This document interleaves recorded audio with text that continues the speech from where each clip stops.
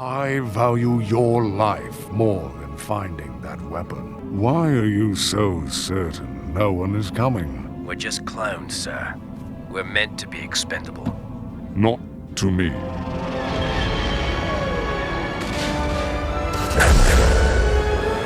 What's up, MetaNerds? To understand the complete life of Plo Koon, we need to put all the canon and legends material from books, comics, games, shows, and movies all into chronological order. Seeing his family home, even how some of his family came to the temple, understand how his species-unique skills of telepathy helped him grow before and during the Clone Wars, becoming a father figure to many in the Order, a stoic source of calm power that was respected by his peers in the temple, and down into the lower levels of Coruscant, maintaining many underworld connections, rising up to the High Council, and forced to challenge his own beliefs during the final years of the Republic, fearing that he and the Order had lost their way in this war, struggling with the timeless threat to Jedi for millennia, the temptation of using the dark side to fight evil. His story begins at grid coordinates J8, in the expansion region of the galaxy, on the helium-rich world of Doran. All Kel Dor have a natural ability of telepathy, with these tubes containing the organs specialized in telepathic communication, which means just like how some animals can use the Force for hunting or evasion, the Kel Dor had a greater connection to the Force, at least in terms of telepathic ability, just from their biology alone. And this would be developed further in their native order of Force users, called the Baron Do. Members were called sages, who would step away from the community to live a life of asceticism, constantly meditating on the Force to grow their connection, allowing them to see glimpses into the future, everything from an individual's fate to environmental disasters. The sages would come down from their temples to warn the common people, while in the cities they would pick up on the gifts and children and test their ability to join the Baron Do. But the most obvious sign of this ability was that Force-sensitive children were born with silver eyes. And while this ancient tradition would fade away during the Old Republic era, as the Jedi Order spread and collected infants, elite families on Doran still respected the Baron Do sages. Many of Plo Koon's family members were strong in the Force. His own uncle had joined the Jedi Order, and as soon as they saw the silver iris in their baby boy, they knew he would be off to train on faraway Coruscant. Like all Jedi younglings, as soon as he arrived in the Jedi Temple, he'd be sorted into one of many clans, groups of usually 10 initiates that would live and study together for the next decade, having an instructor assigned to each clan, which was the first form of the relationship of a Jedi to their master. This instructor would teach them the basics on everything from the mystical to the mundane, communing with the Creator for 1 hour, and then cleaning toilets the next. And as the years passed, he was happy to see that his own niece, Sha Koon, had been accepted into the Order as well, though they were careful to make sure that they did not see their familial bond as stronger than what they had for everyone else in the temple, honoring the practice of forbidding attachments. For as long as he could remember, Plo wondered what his relationship would be like with his future master. Which of the elders would choose him? Would they be strict or playful? Would they travel the stars fighting crime, or stalk the halls of the library studying esoterica? When that day finally came, it was the hairy hand of a Wookiee that reached out to him. Master Tyvaka was an imposing 7 foot 7 inches tall, with a uniquely rich ability of precognition, something the old Baron Do masters would have surely respected. The Wookiee was focused, but short-tempered, quick to share his opinions and theories, and disdained the Order's focus on minimizing one's ego. He saw this faux humility as its own brand of annoying pride, and couldn't stand how reserved and proper his new young Padawan was. As we learned with Kenobi, the Jedi High Council would pair master and apprentice in a way that leveled both of their traits, letting each see the flaws and themselves in the other, and that certainly seems to be the case here. Most non-human species had their own form of a Jedi braid, taking the form of everything from bracelets, chains, beads, tattoos, and even medallions that were implanted, and it's unknown which method he chose, but I think it would be close to the beads, like something that Togruta were fond of. His earliest missions were still shrouded in mystery, but once Plo went from knight to master, his own master rose to sit on the High Council. Clear proof that this pairing worked to make the Wookiee more agreeable, but without losing that honest edge. Plo would focus on his path towards the Jedi Guardian, one who focused on their skills in combat, but also felt that the Force was calling him home to study the unique tradition of the Baron Do. After some time, he would gain his own place in this native order, which would prove invaluable in this age of growing tensions across the galaxy, which, unknown to them, were via the machinations of the hidden Sith Lords Plagueis and Sidious. The Stark Hyperspace War was the peak of a growing number of conflicts in the Mid and Outer Rim, bubbling up for hundreds of years. The Stark Commercial Combine was using their forces to close off hyperlanes, cutting off the Republic's supplies to countless items, but specifically targeting Bacta, buying up and pirating every bit of Bacta they could find, leading to the Jedi stepping in as peacemakers in 44 BBY. Master Tyvaka would lead the Jedi's efforts and act as mediator between the Senate and Federation, but before he left, he met with his old Padawan to discuss an opening on the High Council, and that he wanted to recommend Plo for a promotion. Characteristically, the humble Kel Dor denied, even when told not to worry that it wasn't a permanent seat, but Plo insisted that Qui-Gon Jinn was a much better fit. Tuvok insisted that Jinn was too stubborn and rogue, and he even believed that Jinn was a great Jedi. He told Plo that he was being excessively humble again, acknowledging how frustrating this trait was, and how it helped him to control his temper. When his old master moved on to ask if he would be his aide in these peace negotiations, Plo pushed for Qui-Gon to join them. Jinn would bring along his new Padawan Obi-Wan Kenobi, and it wasn't long into the meeting before blasters were pulled and Stark accused the Republic of springing a trap, as Ranulph Tarkin's security forces popped out of hyperspace, claiming to fight for the Republic and looking to end this war by capturing and killing all of the enemy leadership. Plo watched as his Wookiee master calmly maintained order and told the other Jedi that Stark had planned this. He must have known Tarkin's fleet was coming and wanted to use this as an excuse to capture or kill them. In an instant, the Wookiee's strength shot the table into the air, while sabers were ignited just in time to block blaster shots and send them back into their attackers. Plo's orange saber was slashing away. Jinn and Kenobi moved to protect Representative Newt Gunray, and Jinn yells to the Nymordian to get his droid bodyguards online to help with the fight. The HKB-3s hear the Nymordian's command to kill them all, and open fire indiscriminately. The nearly 8-foot Wookiee at the center of the room was hard to miss. He was hit at least 3 times, while other Jedi were struck too. Jinn slices through them all in the next instant, but the damage was already done. Plo rushed to his old master's side, hearing labored breathing as Newt was just complaining about his lost products. Plo tells the others that it looks bad, but Tuvok was just focused on the mission, not even acknowledging his injuries, and using his force powers and intuition to warn them all what Stark was planning next. The Jedi realized they must join forces with Tarkin's surprise fleet to make it out of here. Plo and Valorum helped the Wookiee to his feet, and they were able to make it onto their consular-class cruiser. As they race away from the port of Troikan, Plo is at Tuvok's side as the small amount of Bacta available were applied to the wounds. He wishes he could get his master into a full Bacta chamber, but this was a luxury from before the times of these Bacta shortages caused by Stark's raid and the greedy hoarding of the Trade Federation. He could sense the life force in his master draining, as the Wookiee explained the roles the other Jedi must take, before saying that he had 2 charges for his old Padawan. One, that he must rally the Republic troops, that if they fall, the Senate will fall, assuring him that he will see his path become clear as he took up his role with the troops. And his last order, from master to apprentice, was that when his council seat was open, Plo interrupts, saying that it was his wishes that Tuvok live. But his master's final lesson was to have him repeat the 4th precept. As Plo stated, there is no death, only the Force. He felt his powerful master fade away. Holding his Padawan's hand, his last words were, "You make me proud, Plo Koon." A moment later, young Obi-Wan burst in saying they needed Plo's help. The stoic Kel Dor rose up and confirmed the boy's suspicions that the Wookiee was gone, and when he joined the other masters, he could tell that they had sensed his passing. No words were spoken, and he, Adi Gallia, and Qui-Gon entered into a joint meditation to reach into the mind of the pursuing pilot. Right before he could fire, the pilots hallucinated a squadron of Republic ships descending on them, causing the enemy to eject. Obi-Wan was amazed, and Jinn explains that this was because of Plo's unique powers and telepathy. When the Jedi arrived at the rendezvous, they saw that Tarkin's forces had been shot down, and the landing zone was in chaos. The damage to their own ship had them running for cover as power systems failures were setting off chain reactions. It eventually turned the consular class into a brilliant ball of flames. When Gallia saw Plo staring off into the wreckage, she told him to think of this as his old master's funeral pyre. When he said his final goodbyes to Tuvok, he came upon a group of big, bickering egos. Ranulph Tarkin, Newt Gunray, and Valorum were all blaming each other for the chaos. But the deep, calm voice of Plo cut through the shouting and got them to focus on moving into the caves. Under the protection of hundreds of feet of solid stone, the mountains protected them from orbital bombardment, but they were surrounded, and even Tarkin was talking of surrender. He doubted that the Kel Dor could know that Stark was losing grip of his collective, but Plo explained that they were planning a full frontal assault to finish the fight, and that he could not simply Jedi mind trick a surrender. Even if he did, the enemy lieutenant would just kill Stark and take over. When the blaster started firing, the Republic forces did have a tactical advantage, striking from the cave entrances above, but the waves of united pirate warriors would keep the Jedi scrambling to new positions, and the troops would never forget Plo's leadership. How he could sense the next attack, and had the power to rally the troops like nobody else. In between fighting, Plo made sure to visit troops and provide moral support, and apply force healing where he could.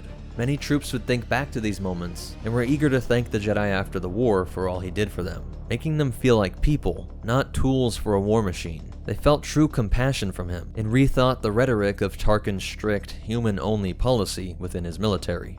As the hours went by, it was clear that the attacks had turned into a siege, and Tarkin again was pushing for surrender. Plo knew they wouldn't last long, and he was right that the Republic Senate had to be rallied to come rescue them, and that Valorum must make it to Coruscant. If they could take a Stark ship, a small group might be able to escape. When Plo asks Tarkin if he would like to be a part of the evacuated few, the Seswana legend was livid and claims the Jedi was just trying to publicly humiliate him.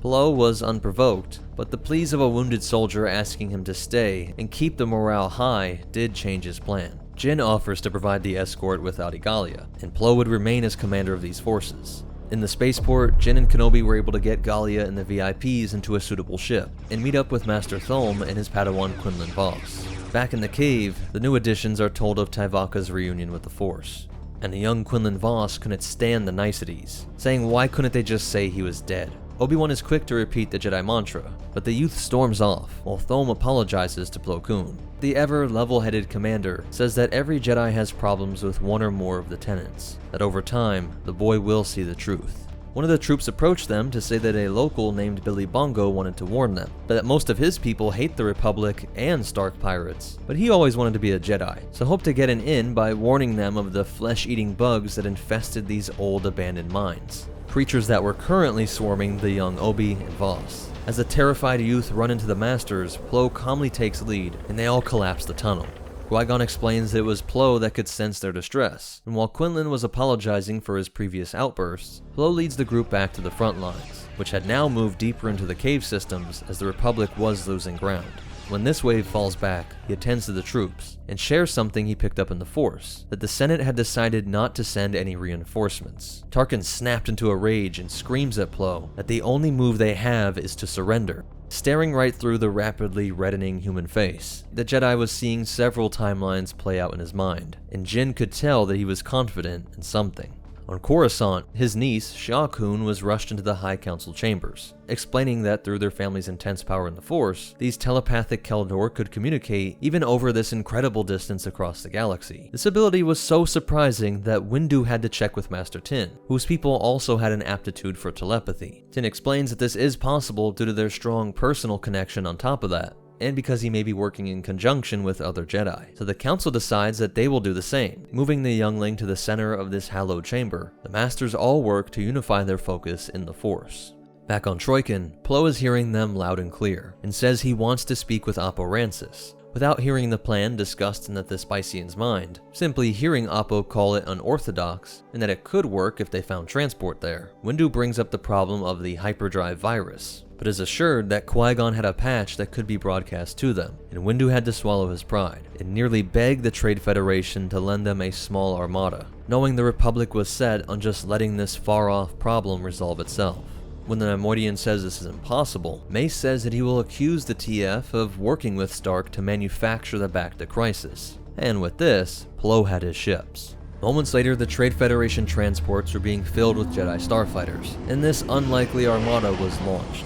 To get the patch to broadcast, Qui-Gon and Obi would take a small craft and sneak into the Stark flagship. While they evaded the thugs, Stark was desperately trying to hold his shaky collective together, and when he sees the Jedi, he fires on his own men, explaining that a voice in his head had introduced itself as Plo Koon, a Jedi that was able to offer him amnesty if he brought this war to an end, convincing Stark that just as he was in his mind now, the Jedi knew his every move and secret, and asked how well did he trust the others not to take this same plea deal. And so through sheer power of the mind and Force connection, Plo was able to break the leader of a movement that had deprived the galaxy of Bacta. As soon as the hyperdrive hack was removed, A6 interceptors were streaming out of the Captor-class cruisers.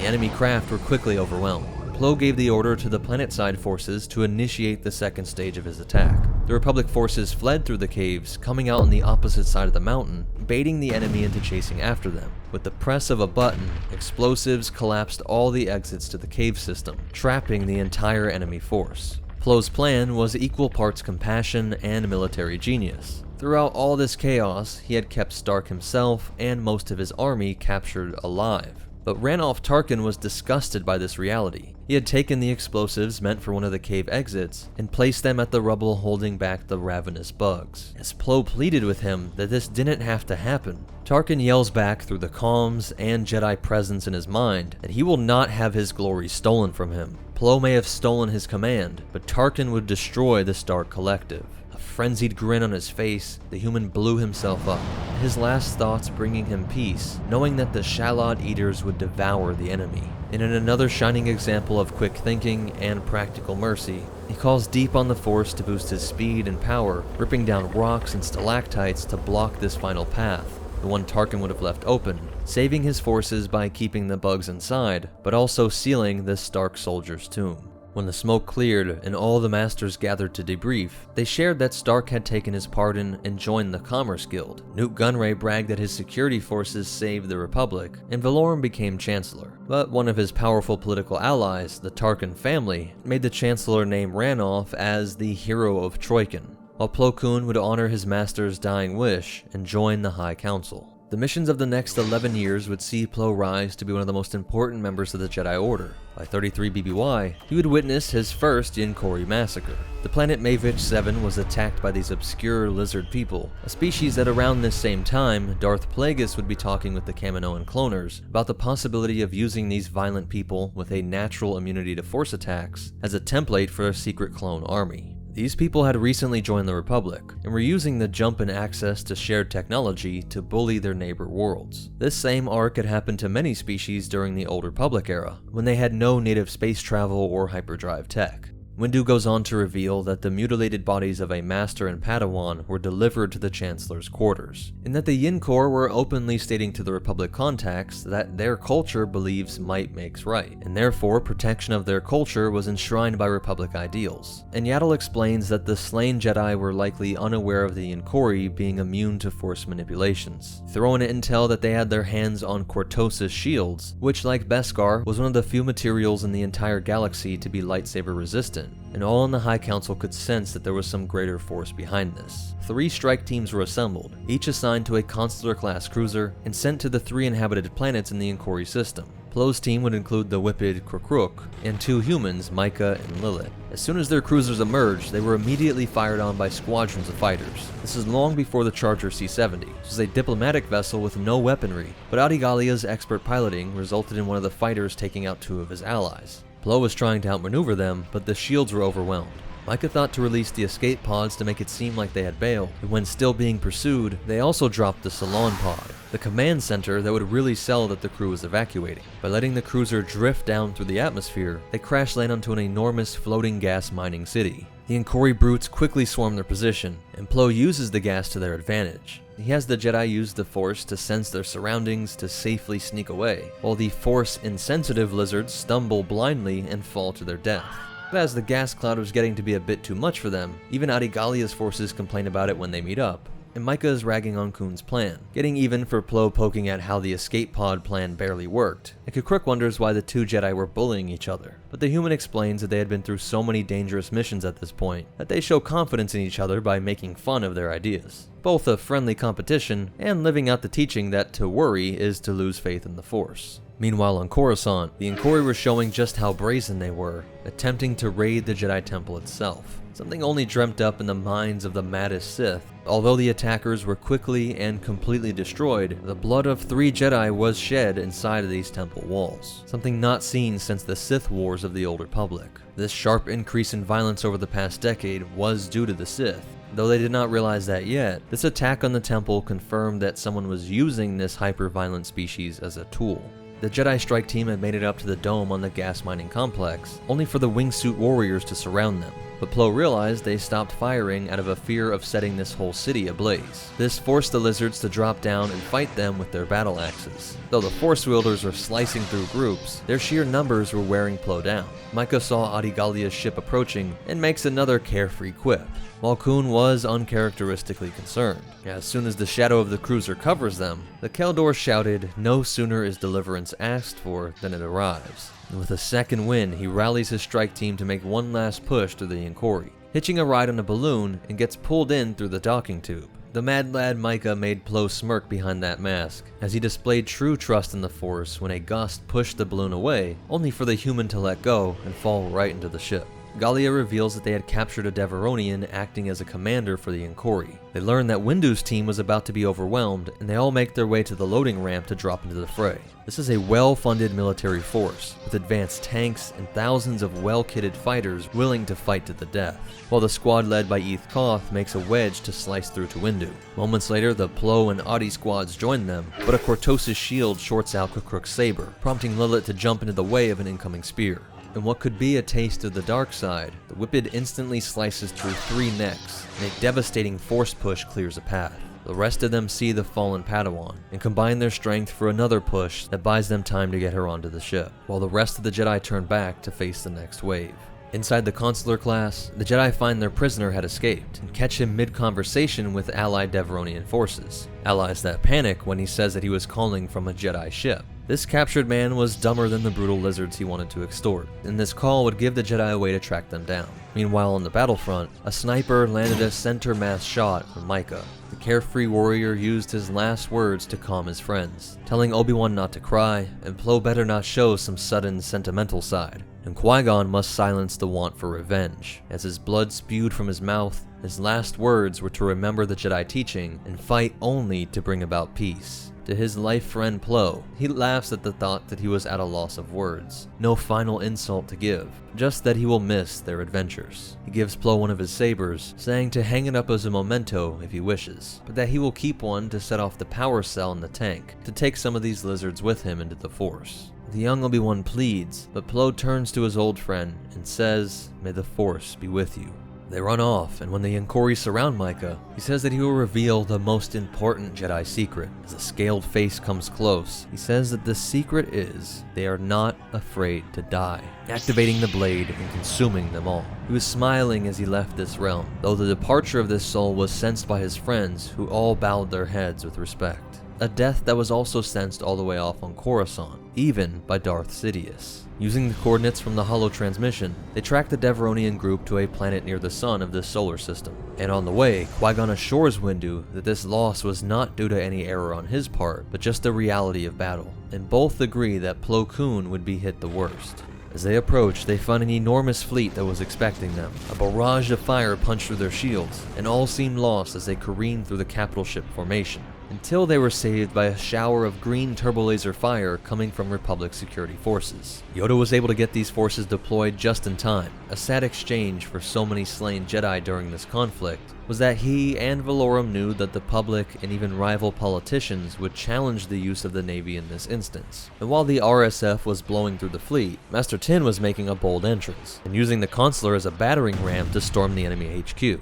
Knowing their main army was lost, their navy was becoming space debris, and elite Jedi surrounded them, the marauding beasts turned into sniveling cowards begging for mercy. Mason Gallia remembered Aporancis' words that the might is right types change their tune when they meet an overwhelming force. And just as soon as it started, with a simple call made to all their forces, the Inkori threat was gone. But Yoda knew they were not the true enemy. Some phantom menace was behind this. And while Windu agreed, he knew they must turn their attention to filling Micah's seat on the council, suggesting that instead of the hard-hitted Qui-Gon Jinn, he wanted to nominate Ki-Adi-Mundi. Shortly after this, a young girl from the planet of Shili, in the expansion region, was making waves in the Force. Plo Koon was drawn to the homeworld of the Togruta species, and felt an intense presence from a 3-year-old named Ahsoka Tano. Her people understood the Jedi path, and she was brought back to the temple to begin her training. Plo would forever feel close to little Ahsoka, and though not her clan instructor or even her master, he maintained a fatherly role in her life from the moment he found her.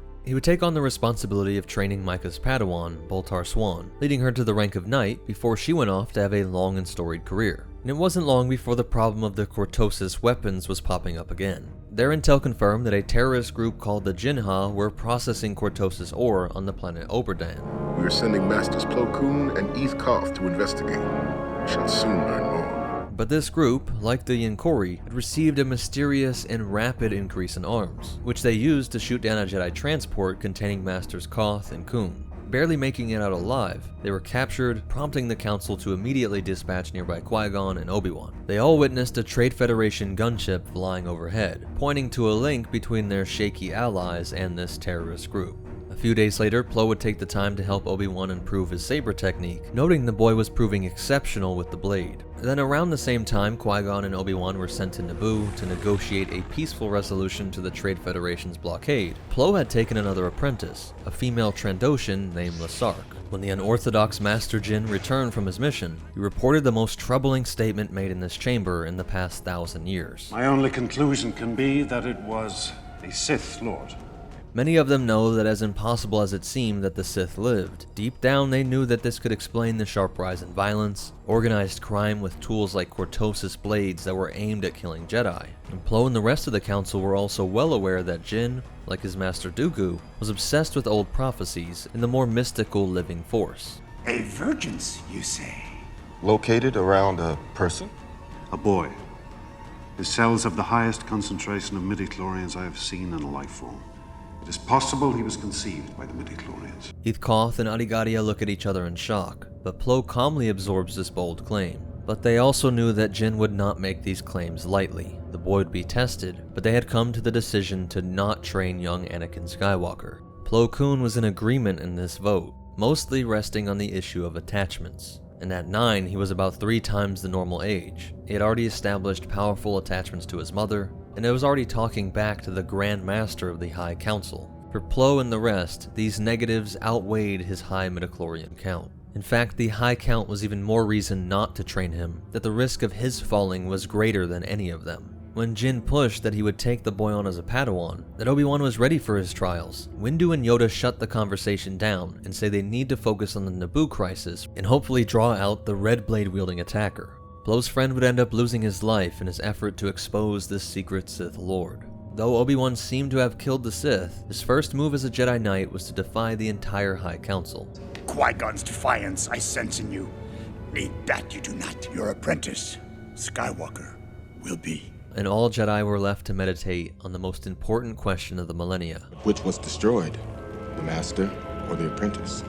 And though he was against bringing Anakin in, once he was accepted, Plo was one of the voices. While almost always stoic and often quiet during council meetings, he was passionate that Qui-Gon's intuition and final wishes should be honored, and helped to sway the sentiment among his peers. When they returned home from the funeral, they would discover a horrific scene, as the body of Yaddle was found in the workers' district. Dooku had stepped away from the Order for 10 years by now at the time of Qui-Gon's death, but still had good relations with his friends in the Order. It was not a hostile rejection, but personal troubles that the now Count Dooku claimed were drawing him back to his homeworld of Sereno.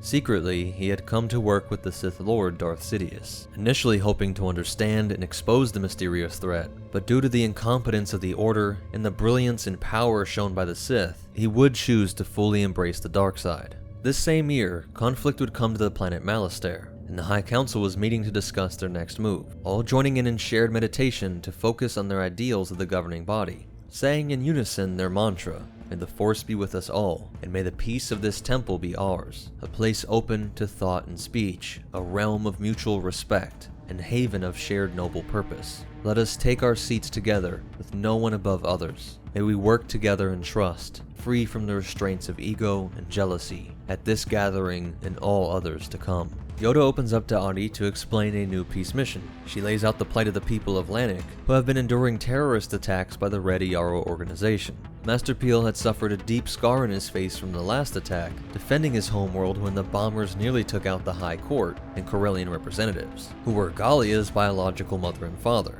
Despite their claim to have no attachments, Gallia felt she owed him a special debt, and told the council that the Red Yarrows wanted to negotiate a ceasefire with the High Court on the neutral world of Malastare. The Supreme Chancellor asked that 6 Jedi be sent with judicial forces to act as arbiters. Plo would volunteer, along with Ki-Adi-Mundi, Peel, Gallia, Yaddle, and Windu. When they arrive, they see the capital is celebrating the largest pod race of the season, with Malastare being a staple in the pod racing circuit long before the Hutt's hot new track on Tatooine. When the Counselor touched down, they are greeted by the gregarious Grand Magistrate, who is quick to see that their every need will be attended to. Plo tells him they need only a roof, sleeping mats, and cookware, and that they could find a way to make do on their own. Windu explains that they do not need comforts. And Master Peel points out that nobody needs a servant, calling out the practice of what amounted to the enslavement of the native Dug population by the Grand Colonists. Nervously, the magistrate makes the Dugs say it was an honor to serve, and as they are whisked away to the palace, all can sense that they are being tracked to the spaceport. Peel and Gallia lead the attackers into a trap. Grand Guards seem clueless to the blaster fire, and the targets escape, with the leader acting not so surprised at the firefight. Windu points out that this spaceport had tight security. It was more likely that someone from the inside helped the assassins get those weapons past the checkpoints. In the royal chamber, being served by a Dug slave, Senator Axe Mo was sipping fine wine and calming the nerve of his assassins, promising that by sunrise, the Jedi would all be dead. Outside the main chamber, the Jedi were forced to wait in front of enormous doors to the palace, and Ki-Adi-Mundi's Padawan was growing restless. Asherad Het was raised by his father, an exiled Jedi who lived with the Tuskens. His father trained him in both Jedi and Tusken ways, and when he was orphaned via a Hutt assassin, the Order took him in, even though he was 15 years old at this point. It was complicated due to the fact that Het had trained him in the Jedi ways from an early age, just not in the typical style of the Coruscant Temple. Ki-Adi-Mundi took the youth in and saw that he was more difficult than most. Now growing restless in these palace walls, waiting, Plo stepped in to help the boy calm his mind, saying that no matter where he found himself, either in the desert or within these four walls, there was something of life and creation to be in awe of. To use this moment as a meditation on the history and beauty that surrounds him. Gallia steps in to critique this art, as the Grand was using these skilled artisans to craft monuments to their oppression of the natives. But Plo says that that only adds to this lesson from the Force. The mystery of life, that beauty could shine through, even through bad intentions or base material. And just then, the Grand emerged to thank the Lannic Prince and say that his party was ready. When they enter, the prince is dismissive of Master Peel, and when the terrorist leader arrives, he makes a joke about how even Peel's facial scar makes it easier to recognize him after all these years. The master responds that it reminds him of the Red Yaro's cowardice that day, that though he was scarred, those red shirts were dead. Mace cuts off this back and forth and says that if all are interested in peace, then peace they shall have. But the Padawan senses a disturbance, a feeling that Plo Koon shares, and he warns the others that something is off. Only a few minutes in, the prince was shouting at his own advisor, calling the Jedi freaks, and threatening to storm out. The Grand was adamant to have these lines recorded in the official record, and when Mace says that they needed to adjourn, the Grand also makes sure that the old Lannic advisor provides the Jedi with his personal transport. As they travel through the city, they can hear the pod racers coming closer, and when they come into the path of a cam droid, the prince's advisor springs his trap. Rips open his shirt to reveal a bomb vest, and Plo recognizes the thermite. Mundi makes a joke, while even Peel's old friend explains that he had come to see that the Red's way was the only way to restore their planet's traditions. But Peel is quick and slashes their transport in half. The would-be revolutionaries turn into a nice fireworks show, as the Jedi in the second shuttle toss their attackers out before they can detonate.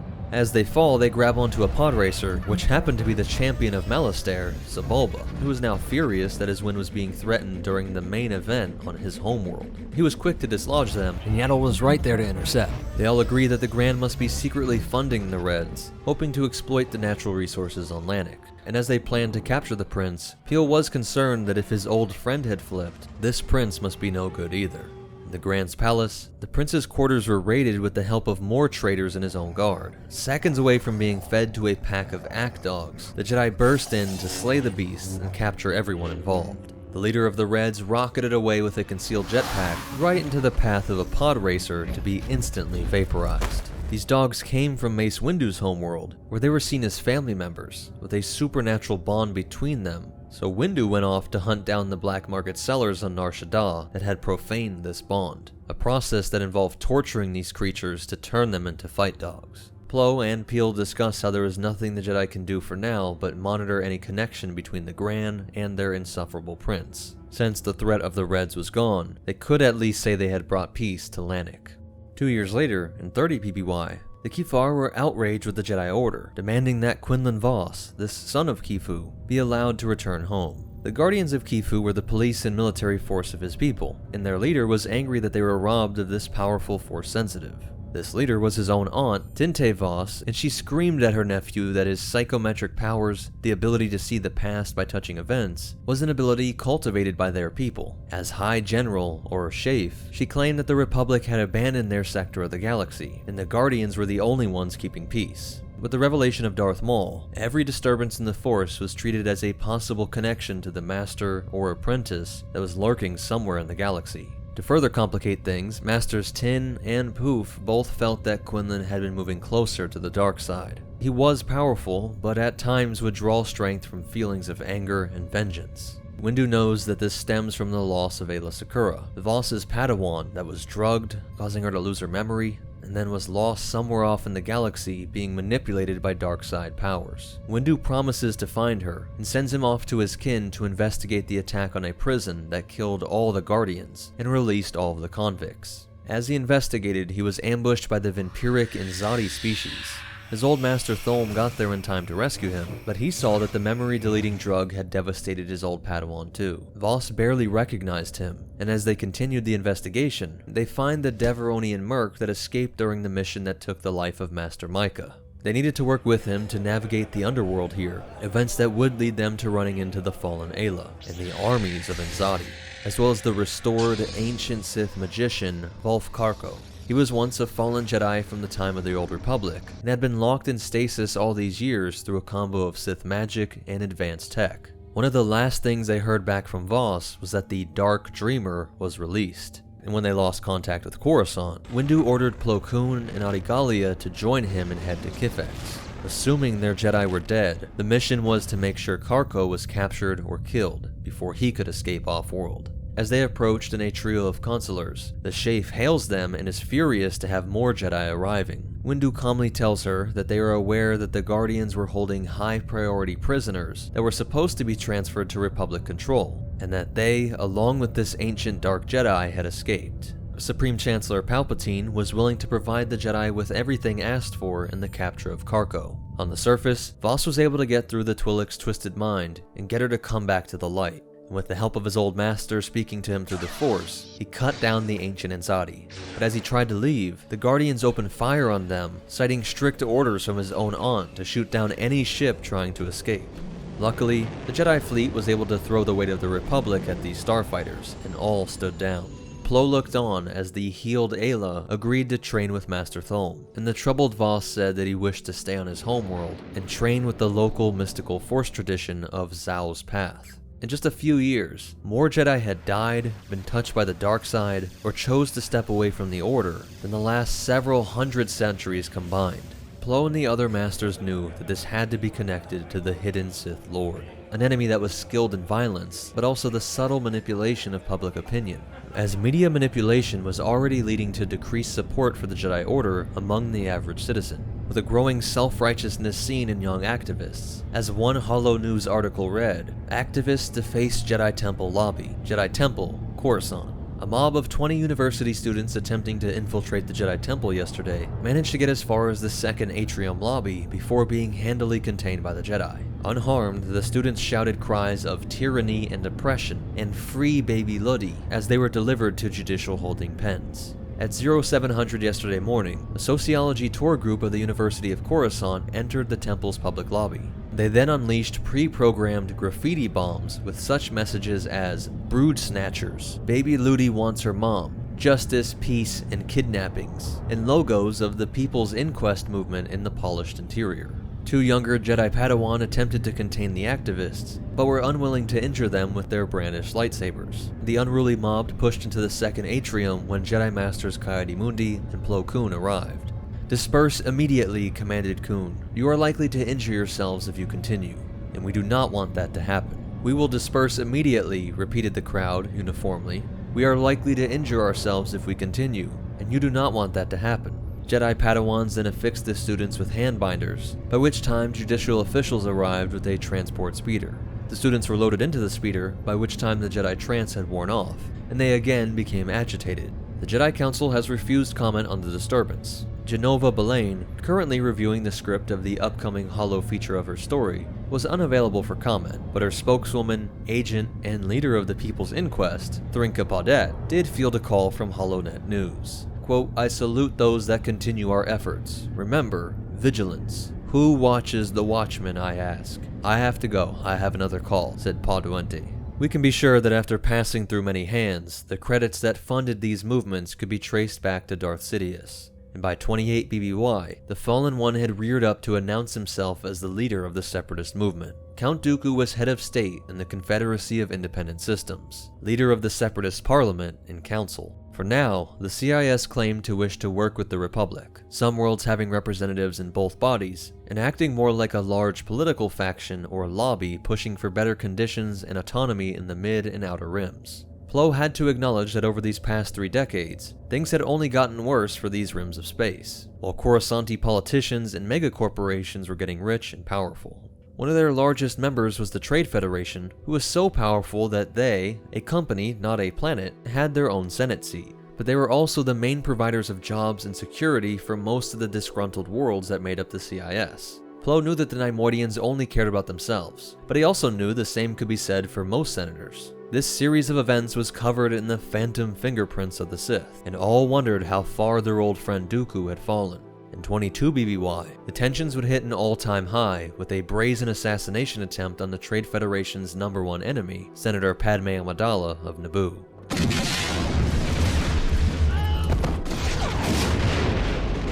All while the Chancellor was meeting with the High Council to discuss the pending vote for the formal secession of the CIS worlds. More and more star systems are joining the Separatists.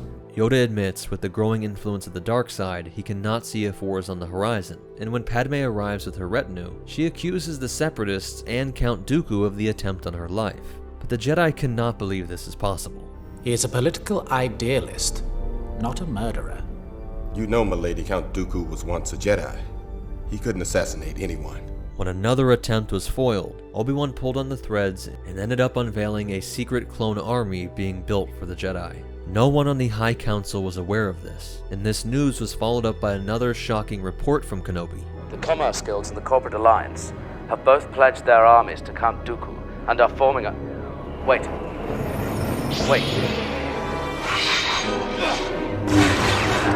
All felt they may have just witnessed their friends slaughtered by Dooku's illegal forces, and the Council agreed that their only hope was to use the suspicious and secret army from Kamino. Mace and Yoda would reveal this all to the Supreme Chancellor and to his top advisors, who proposed that emergency powers must be given to Palpatine in order to declare the creation of an army. There was no time for the political red tape and senatorial bickering. Jar Jar would put in the vote, and with thunderous applause, the Jedi had their cover for the army whose formation itself could have been seen as treasonous. The Jedi had not led a formal army for nearly 1,000 years, but the cloners' training proved highly effective, and the past decades of violence had made the transition easier for the Jedi, now taking on the dual title of Jedi Generals, something Plo Koon was deeply disturbed by. But he also knew that, like the beauty that can be found in cruel nature or propagandist art, the Jedi's true role was to navigate these troubling times by connecting with the individual people they met along the way, and the conflict that was now deemed the Clone Wars. With the opening Battle of Geonosis being a decisive Republic victory, each of the top Jedi generals were assigned command of Venator Star Destroyers and a battalion of clone troopers. Plo would be assigned an entire fleet, and his flagship would be the Venator Triumphant, and attached to the 104th Battalion, led by Clone Commander 3636, aka Wolf. The 104th would create stylized wolf patches and come to be known throughout the Grand Army of the Republic as the Wolfpack. We will pick up this story in part 2, seeing how Plo Koon would struggle to maintain his Jedi ethics while doing what saved the most lives, from the friends in his Wolfpack to the billions of innocents caught in the crossfire of this galaxy-spanning war. Please leave a comment, hit that like button, subscribe so you don't miss this series. But most important of all, remember, when it comes to secret Sith, crime bosses, and cortosis, there are no coincidences, and the Force will be with you, always.